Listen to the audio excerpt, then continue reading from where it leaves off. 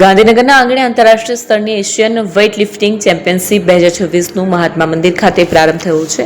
તારીખ 11 મેથી 17 મે 2026 દરમિયાન ચાલનારી આ સ્પર્ધાના પ્રથમ દિવસે 48 કિલો મહિલા કેટેગરીની સ્પર્ધા યોજાઈ હતી, જેમાં એશિયાભરના નામી વેઇટલિફ્ટરોએ પોતાનું કૌશલ્ય પ્રદર્શિત કર્યું હતું। સ્પર્ધામાં 31 એશિયાઈ દેશોના 200 ખેલાડીઓ સહભાગી થયા છે।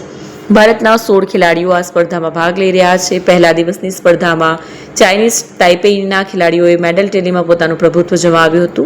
સ્નેચ વિભાગમાં વાનલિંગ ફેંગે સુવર્ણ પદક જીત્યો। યજમાન ભારત માટે પણ આજનો દિવસ ગૌરવશાળી રહ્યો। ભારતની સ્ટાર વેઇટલિફ્ટર કોમલ કોહરે 48 કિલો કેટેગરીના ક્લીન એન્ડ જર્ક વિભાગમાં ઉત્કૃષ્ટ દેખાવ કરી બ્રોન્ઝ મેડલ હાંસલ કર્યો। સાથે જ ઓવરઓલ ટોટલ સ્કોરમાં પણ ત્રીજું સ્થાન મેળવી ભારતની જોડીમાં 2 કાંસ્ય પદક નાખ્યા છે। इसमें सबसे बड़ी खासियत ये है कि पूरी वर्ल्ड की बॉडी यहाँ आई हुई है और सबने तारीफ की है कि ऐसा इवेंट वर्ल्ड चैम्पियनशिप में भी नहीं होता। तो ये तो मैं आभारी हूँ गुजरात गवर्नमेंट का, तो जिन्होंने पूरा सपोर्ट किया हर तरह से। नहीं तो बिना गवर्नमेंट के सपोर्ट के ये इतना बड़ा इवेंट कोई भी फेडरेशन नहीं कर सकती। कॉमनवेल्थ का क्वालिफाइंग है, लास्ट क्वालिफाइंग है, तो जो हमारी बच्चे यहाँ क्वालिफाई करेंगे वो सीधे कॉमनवेल्थ में जाएंगे। तो एक ये जो आने वाले 2030 में जो कॉमनवेल्थ गेम्स हो रहे हैं उसका ये टेस्ट इवेंट मानिए आप।